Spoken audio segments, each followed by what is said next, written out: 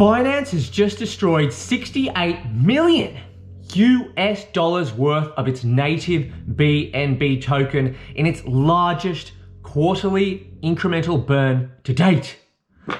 This is absolutely massive. We knew this was always coming.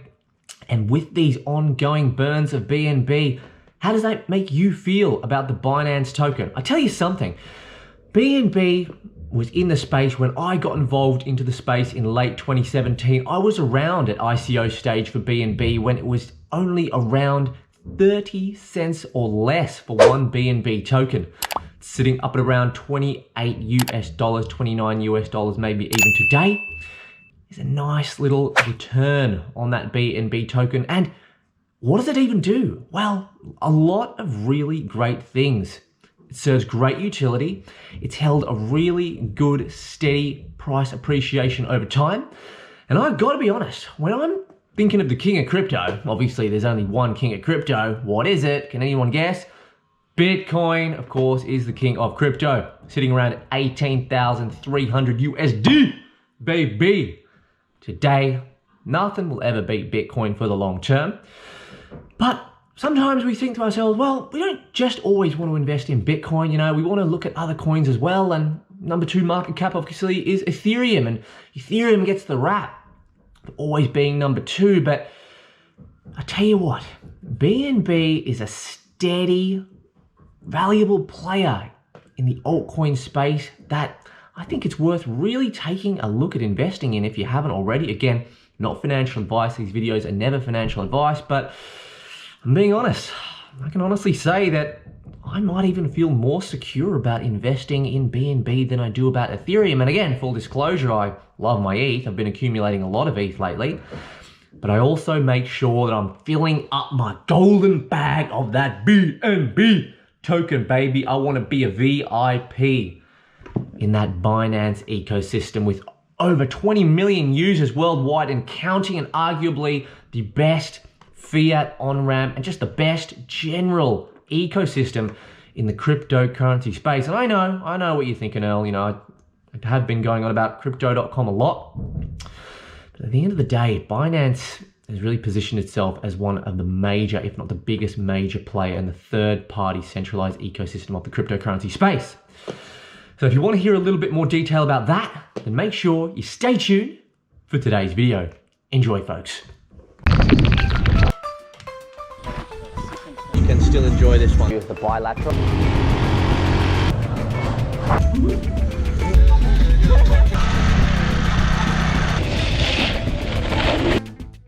Alright, so as we can see here, Binance destroys 68 million of BNB in the most expensive burn to date. Binance has completed its latest quarterly burn.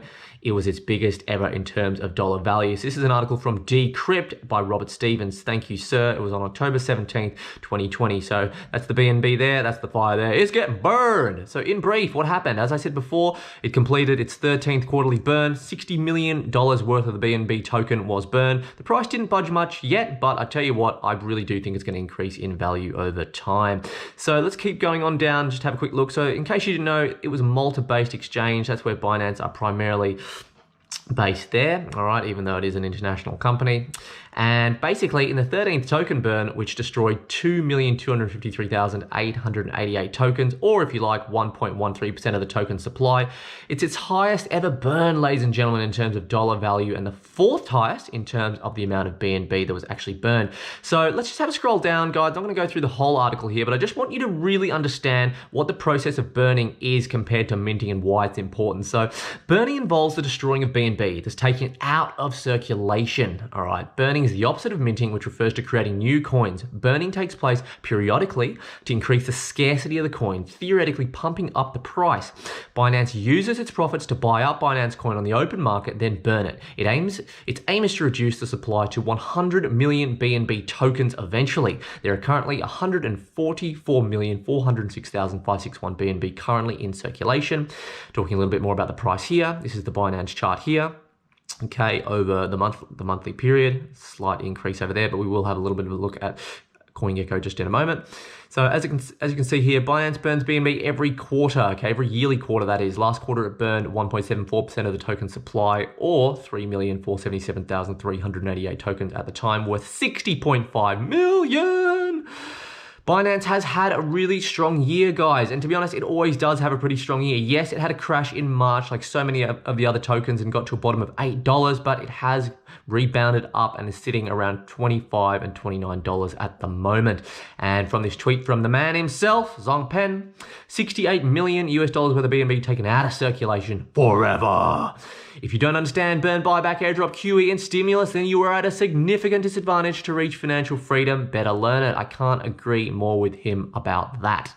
These incremental burns of BNB are an extremely clever strategy that Binance have been implementing since 2017, and it was an idea that they had brought about before the ICO stage of the BNB token had ever come about. Ladies and gentlemen, it is extremely important to understand limited supply, increased demand of the Binance token through good use case and utility is only going to allow that BNB price appreciation to absolutely skyrocket. It's one of the reasons why Bitcoin's 21 million supply gives it so much value. All right, I hope that all makes sense, ladies and gentlemen. So before I go on and we talk a little bit more about the exact utilities of Binance token and where I think it's going based on those utilities, let's take a little bit of look at the tokenomics more specifically on today's date, which is the 20th of November 2020, on my favorite website to look at coins, which is CoinGecko.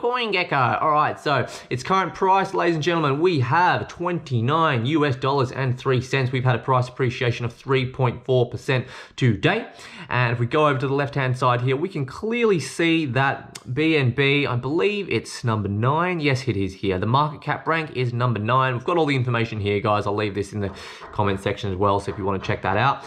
Folks, let's pay close attention here. We got a market cap of $4,293,148,427 That is absolutely massive. A 24-hour trading volume of 368,275,755. And let's have a really close look at this. This is really important. The circulating supply versus the total supply, all right? We got a circulating supply of 147,883,948 out of 179 million total supply, all right? So it's this supply here, right, that will only be reduced over time incrementally for every quarter of every year going forward for the foreseeable future, all right? So if we have a scroll down here and we have a look, guys, this is some really interesting statistics that you just got to see. So if we have a look here, again, the price is 29 bucks a pop. Now, what was the low, folks? Where are we? The all-time low, it was about 3 years ago, October 19th, when I got involved in crypto. 0.0398 cents. Geez Louise. We've had an increase of 72,667.5% over 3 years. What other investment is going to give you that? And to be completely honest with you, that seems outrageous, especially for those of you in traditional finance sectors, but that is only going to increase, and it is only 27% away from its all-time high, which was 1 year ago. I gotta say, it looks decent, all right? We had this little drop here, which was on the 9th of March in 2020 with when you know what started to happen. We had a big red candle there, but ever since then, we have slowly, surely, steadily climbed all the way back up. Hit a little bit of a bounce here, all right, at around 30 bucks, back down, and I think it's all up from here. What are your thoughts? Now, I did touch on this at the start of today's video, but I've got to be honest, when I'm reviewing altcoins, I'm always looking out for the negatives first, but I got to be completely honest. Can you guys help me out? What do you see as some potential negative bits about Binance? I mean, I've really been thinking about this for some time, and I mean, the only real negative that I can take from Binance is the fact that it is a native token for a centralized exchange. All right, well, centralized, okay. And, you know, a lot of people would say that, you know, that is kind of like against the ethos of crypto, you know, from when Bitcoin started, or when Satoshi Nakamoto started BTC in 2009. However, at the same time, I think it's not really fair to pigeonhole it too much as a negative because, you know, crypto and technology on the whole in general over the last 10 years has evolved rapidly, and there's still a lot of decentralized or more decentralized options and protocols where you can get involved in cryptocurrency in a decentralized way versus a centralized way. And in terms of the tokenomics themselves, so when I say tokenomics, I'm talking about like circulating supply, total supply, whether there's a mint function on the token, which there's not. All right, they're doing incremental burns, which is incredibly great for the tokenomics. All right, they're going to get down to, what was it, like 100 million. All right, 100 million. What do you think's going to happen, folks? You've got to sometimes just think logically about this. Think about the utilities of the Binance token. Binance is the biggest trading, or arguably one of the biggest trading platforms in the entirety of the world.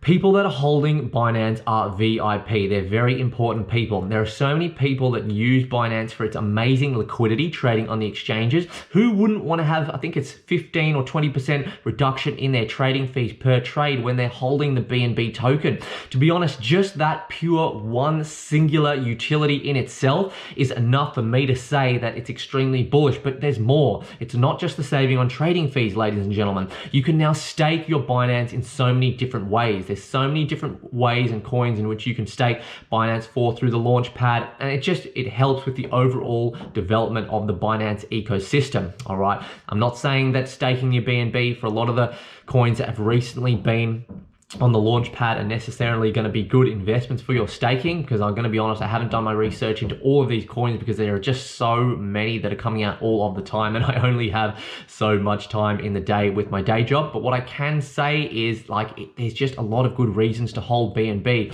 You can stake it, I think, for around 5%. You can get involved in DeFi. There's some really good trading pairs that you can get involved in as well.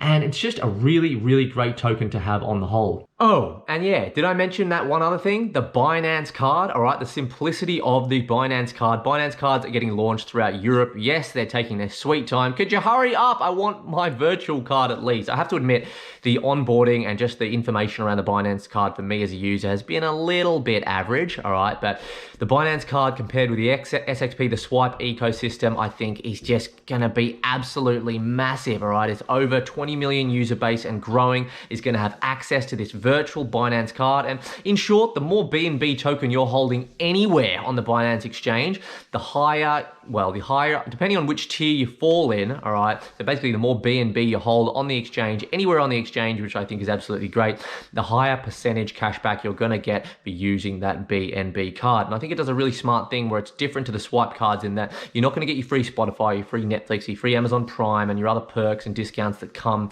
with the swipe card itself, all right, which I'm saving up for as well, but that's for another video. BNB, as far as I'm aware, just focuses solely on the cashback and using the technology that they have acquired from Swipe. Guys, this card is going to be absolutely massive. It just gives even more ease of use to onboard people onto the platform. You can also, of course, attach your Visa debit card to the Binance centralized exchange to buy your crypto as well, and it's just super, super easy. What are your thoughts on the card as well? All right, ladies and gentlemen, I just really want to summarize and conclude this video by saying thank you for staying and watching on to the very end. If you are new around here and you did find value in today's video, make sure you give me a thumbs up and like the video so more people can see it. Subscribe to the channel if you're new around here and you think I just might be a cool dude. And make sure you let me know what your opinion is on Binance as a whole and the BNB ecosystem. I don't want to just hear about the positives. If there are some negative things about Binance or some negative experiences that you have had with Binance, not to mention something I didn't mention before, their customer service is pretty good, or if you've had some bad experiences with customer service through Binance yourself, let me know. I'd be really interested to find out what you think. I think, Binance is one of those companies and one of those coins. It's a really, really big and fast growing company. It's been around for a long time, but it doesn't really get spoken about a lot. It's kind of like the dark horse. It just floats around in the background while all the other altcoins and Bitcoin, Ethereum are taking the spotlight, doing their madness. It's that crazy volatility. But gotta say, Binance is one of those steady ones. And I gotta be completely honest with you. Again, not financial advice, never financial advice, but I'm holding big bags of Binance. I'm accumulating, and I really do see Binance in the same way that I do view Ethereum, possibly even with more potential than Ethereum. When I think about Binance, I think about steady, long-term growth for my crypto portfolio. Same with ETH. Bitcoin, of course, is king. And then I diverse into just a few other little altcoins and projects, which, you know, obviously are a lot more high risk because they're essentially all just a bunch of startups. So please, guys, let's create some community discussion around this topic. If you haven't noticed already, I am so passionate about Binance and just like everything that it's doing. And like, yeah, it's just been around for ages. It's you know, it's not a new idea. It just, the utility makes perfect sense. It all just makes perfect sense. The burns are just absolutely fantastic. All right, I think they're doing great things with the community. They're on board. They're great on social media and Twitter. Oh, and also full disclosure, I'm not sponsored by Binance in absolutely any way whatsoever. I'm just accumulating as much as I possibly can. I hope you enjoyed today's video, ladies and gentlemen, and I will catch you in the next video. Cheers, viewers.